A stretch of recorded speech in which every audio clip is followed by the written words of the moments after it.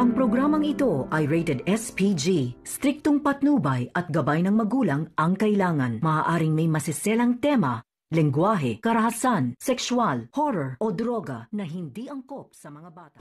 Nag-usap si Don Pepe at saka si Giselle kung saan talagang gagawin nila ang lahat para mabawi ang SPA dito kay Moira. Dito na nga ay kinausap nila ang attorney kung saan tutulungan sila ng attorney at magbabayad si Don Pepe ng kahit gaano kalaki o talagang mailipat lang kay Dr. RG Tanyag o kay Giselle ang karapatan para sa Apex. Dito na nga ay nagawa na nga na kung saan dito nga ay si Moira ay talagang nagtatanong kung kailan ang meeting dito.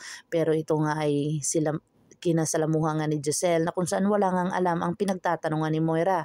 Agad-agad naman itong kinausap ni Moira itong kanyang anak na si Zoe na kung saan talagang mamaniobrahin na naman nila si Don Pepe at kuhanin ni Zoe ang loob ni Don Pepe para hindi sila mawalan talaga.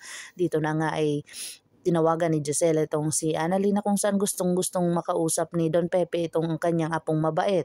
At dito na nga pumayag si Annalyn dahil kailangan din ni Annalyn ng katuwang ngayon na kung saan pinalayas or pinalabas nga siya ni Dr. Carlos Benitez. Dito na nga ay talagang prosigido si Annalyn na wala na siyang magawa dito kay Dr. Carlos Benitez na kung saan talagang galit na galit ito sa kanya na kung saan siya ang dahilan kung bakit nasira ang kanilang engagement party.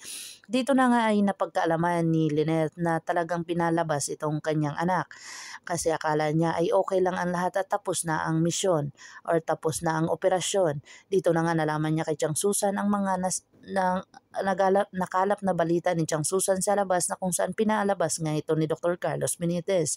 Hindi makapaniwala itong si Lynette dahil sa mga ginagawa or hindi magawa ni Dr. Carlos Benitez ang palabasin ang kanyang anak na kung saan wala namang itong ginagawa sa kanya.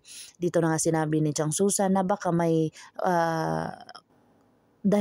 dahil doon sa nangyari sa engagement kaya naging ganyan si Dr. Carlos Benitez. Dito na nga hinanap ni Lynette itong kanyang anak na si Annalyn na kung saan hindi niya ito makita.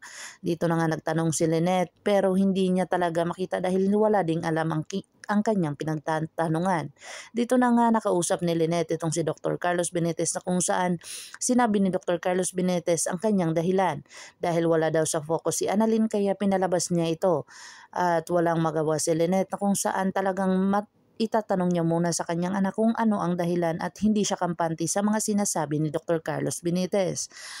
Agad-agad naman itong dumating si Zoe sa restaurant kung saan ang kanyang lolo. Dito na nga ay nagpalambing-lambing ito na kung saan hindi na nga makukuha si Don Pepe sa lambing ni Zoe dahil sa kanyang mga kagagawan. Sinabi niya dito ng dahil lang daw kay Moira kung bakit niya nagawa iyon.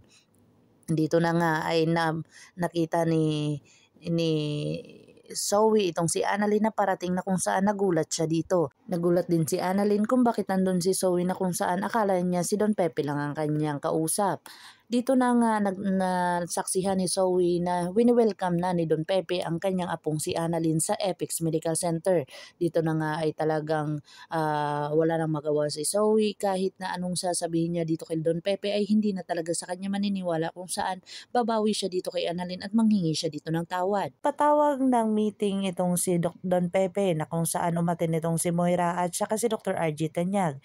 Ikinagulat ng lahat ang pagdating ni Giselle na kung saan sinabi ni Giselle dito na wala ng karapatan itong si Moira dahil nabawi na at napawalang bisa na ito. Dito na nga ipinagtataka ni Moira kung ano ang mga ginagawa ni Giselle na talagang porsigido itong tanggalin sa kanya. Dito na nga sinabi ni Giselle na umalis ka na at wala ka ng karapatan dito.